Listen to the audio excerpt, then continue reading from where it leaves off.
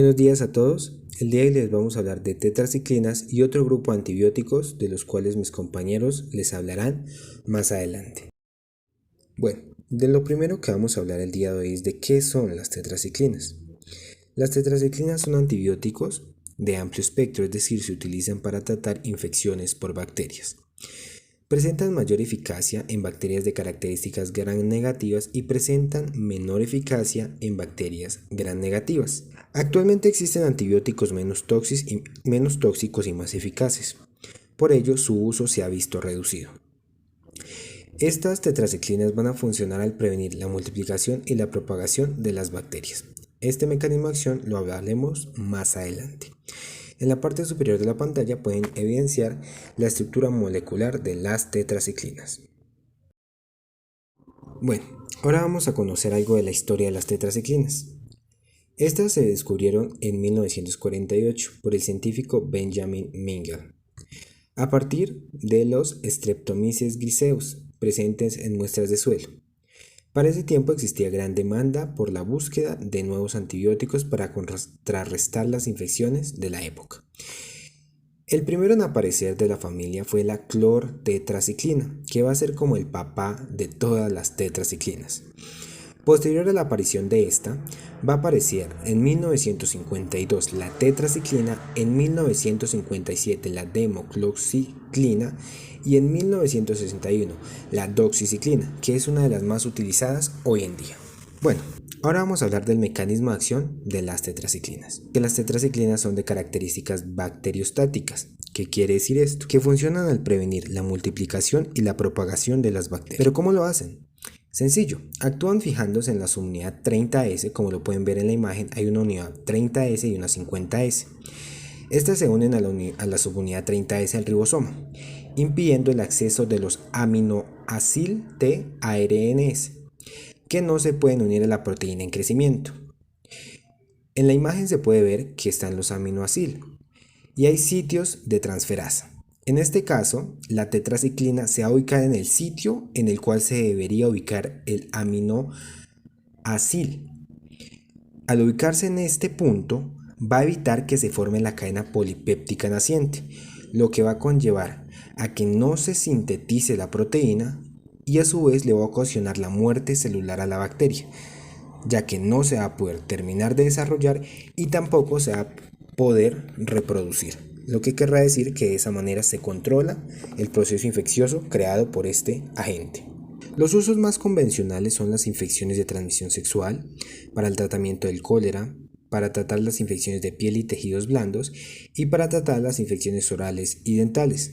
Sin embargo, también se puede utilizar como alternativa a la eritromicina en la neumonía por micoplasmas. Las principales representantes en Colombia son la micoclicina, la doxiciclina y la tetraciclina. Estas vienen en presentación de cápsulas y también en cápsulas de liberación retardada y algunas vienen en suspensiones. La mayor parte de estas son distribuidos por el laboratorio Genfar y tienen su funcionalidad en acción contra bacterias, incluyendo con la bacteria de la neumonía, infecciones de tracto respiratorio y también predominan en tratamientos contra el acné. A continuación hablaremos de los efectos adversos ocasionados por la ingesta de las tetraciclinas. El primero de ellos y el más común son las náuseas y los vómitos. Estos se ocasionan por la irritación de la mucosa gástrica tras su ingesta. Posterior a ellos también se suelen presentar la diarrea. Esta diarrea se asocia a diferentes infecciones intestinales como por ejemplo la ocasionada por el Clostridium difficile. A su vez, también se asocian con la eliminación de la flora intestinal normal de los pacientes. Se reportan casos de infecciones fúngicas en la boca y en la vagina ocasionadas por el agente Candida albicans. A su vez, se presentan casos de fotosensibilización y pigmentación dental. También hacen parte los efectos adversos y recomendaciones que no se deben administrar con antiácidos, laxantes e inhibidores de los receptores H2, ya que esto va a retrasar el proceso de absorción de los medicamentos. A su vez, no se recomienda usarse a partir de los 5 meses de embarazo ni en los niños menores de 12 años, ya que las tetraciclinas van a producir alteraciones óseas en el crecimiento y desarrollo óseo. A su vez, también reduce la eficiencia de los anticonceptivos orales. pero potencializa los anticoagulantes orales. Ya por último vamos a hablar de los cuidados de enfermería. El primero de ellos es administrar con el estómago vacío, es decir, 1 hora antes o 2 horas después. También se recomienda beber un vaso de agua completo, para con esto no irritar ni el estómago ni el esófago. Posterior a ello, no se recomienda mezclar con antiácidos ya que se reduce su acción farmacológica. Siempre se debe verificar la fecha de caducidad del medicamento, con el fin de no ocasionar lo antes descrito como el síndrome de Fanconi.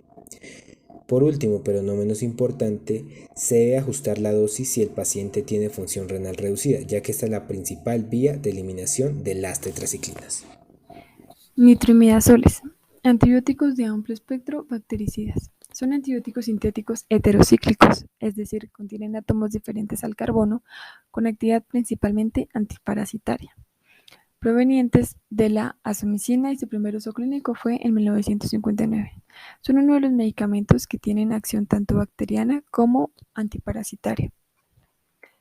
Su mecanismo de acción entonces se administran en forma de profármaco, o sea, forma inactiva. Este entra por difusión pasiva, o sea, a favor del gradiente de concentración a través de la pared celular del parásito. El grupo nitro del fármaco entonces capta electrones de la ferredoxina, que esta es una proteína que contiene el parásito, que se encarga básicamente del transporte de electrones. Una vez activado el grupo nitro, este se forma un compuesto muy reactivo y tóxico que va a interaccionar con el ADN del parásito, modificando la estructura y como consecuencia inhibiendo la síntesis de ácidos nucleicos, llevando así la muerte del parásito. Indicaciones clínicas: infecciones por anaerobios en la colitis pseudomembranosa, que esta es una infección del intestino grueso debido a una proliferación excesiva de la bacteria Clostridium difficile. La vaginitis inespecífica, que esta por lo general es un cambio en el equilibrio normal de las bacterias de la vagina o una infección. Para la erradicación del Helicobacter pylori, la amebiasis invasiva, giardiasis y tricomoniasis. Los principales medicamentos en Colombia: metronidazol, secnidazol, albendazol y tinidazol. Efectos adversos más frecuentes: náuseas y vómitos, boca seca y sabor metálico, coloración rojiza de la orina. Menos frecuentes: convulsiones y encefalopatías, neutropenia, urticaria, cefalea y vértigos. Cuidados de enfermería: estimular la hidratación, ya que la mayoría de estos medicamentos se eliminan por vía renal. Administrar después de alimentos para evitar irritación gástrica. En medicamentos con administración endovenosa, diluir adecuadamente para evitar flebitis. No administrar metronidazol junto a otras soluciones, suspender hasta terminar de pasar el medicamento. Control de la frecuencia cardíaca por riesgo de causar deterioro severo de la función cardíaca. Las tabletas vía oral no deben partirse, deben ingerirse completamente. Vigilar la aparición de edema, en especial si recibe también corticoides. Bueno, y continuando con este otro grupo de antibióticos, vamos a hablar de los aminofenoles, en el que su principal representante es el cloranfenicol y es en el que nos vamos a centrar. Entonces, ¿qué son? Pues son antibióticos bacteriostáticos de amplio espectro que pueden ser bactericidas a altas concentraciones o en casos de cepas altamente susceptibles. Destaca su acción contra Salmonella typhi, Haemophilus influenza, Neisseria meningitidis, Bordetella pertussis. En el mecanismo de acción de estos es por la inhibición de la síntesis de proteínas de las células bacterianas. Se une a la subunidad 50S de los ribosomas bacterianos, inhibiendo la formación de enlaces peptídicos, inhibiendo pues la enzima peptidiltransferasa. También inhibe la síntesis de proteína mitocondrial en las células bacterianas a través de sus efectos sobre el ribosoma 70S.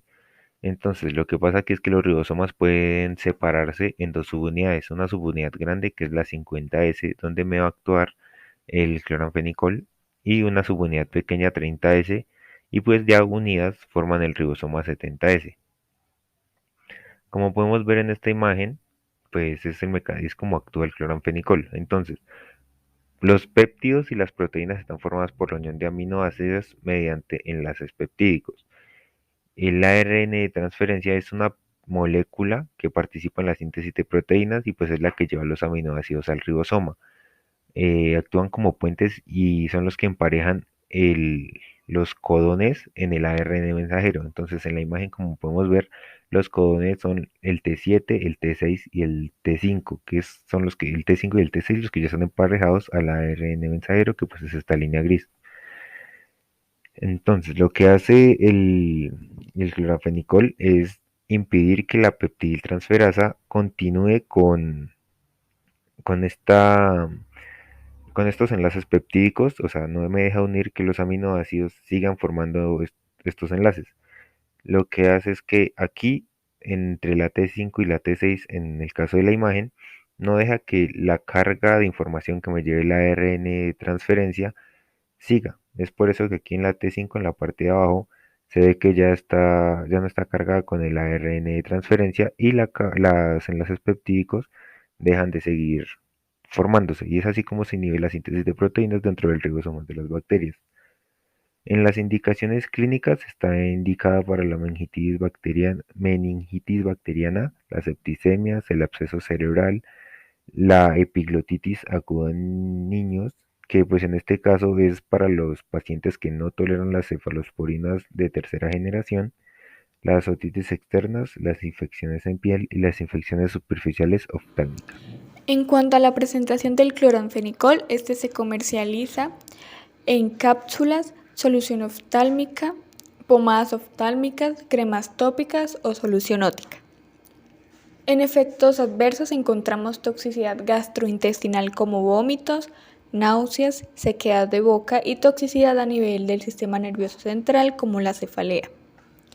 El efecto más grave es la depresión de la médula ósea y se divide en dos tipos. La primera es la interferencia reversible con el metabolismo del hierro y es dependiente de la dosis que se le dé.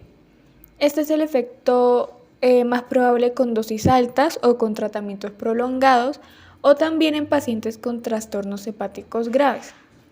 El segundo tipo es la anemia plástica, idiosincrásica irreversible, que se produce en menos de 1 de cada 25.000 pacientes tratados. Puede no desarrollarse hasta después de la culminación de la terapia y no debe usarse cloranfenicol por vía tópica debido a que pueden absorberse pequeñas cantidades y en casos raros causar anemia plástica. Otro síndrome que se puede dar es el del bebé gris, que es en neonatos. Implica hipotermia, cianosis, flacidez y colapso circulatorio. También suele ser mortal. La causa es la concentración elevada del fármaco en la sangre, debido a que el hígado inmaduro no puede metabolizar y excretar el cloranfenicol. Y para evitar esto, no se debe administrar más de 25 miligramos por día a infantes de menos de un mes de vida, y ya las dosis deben ajustarse según las concentraciones del medicamento en la sangre. El cloranfenicol es excretado en cantidades significativas con la leche materna y esto puede dar lugar a supresión idiosincrásica de la médula ósea en lactante, por ello no se recomienda dar en embarazadas y tampoco durante la lactancia. En las interacciones farmacológicas, el cloranfenicol inhibe el metabolismo de la cloropropamida, fenitoína, fenobarbital, ciclosporina, tacrolimus y anticoagulantes orales, sulfonilurias y voriconazol. Y por ello es que se aumentan los niveles en sangre o aumentan sus efectos. Esto lo que puede llevar es a modificar el tratamiento. El cloranfenicol también puede disminuir el efecto terapéutico de la vitamina B12 y modificar la respuesta sanguínea. El fenobarbital y la rifampicina pueden disminuir los niveles de cloranfenicol y los niveles de hierro sérico se incrementan al administrar el cloranfenicol. En cuidados de enfermería, se debe administrar con precaución en pacientes con enfermedad hepática, insuficiencia renal o para aquellos con deficiencia de glucosa 6-fosfato deshidrogenasa. Las inyecciones intramusculares no deben ser administradas a pacientes con recuentos de plaquetas menor de 50.000 milímetros cúbicos.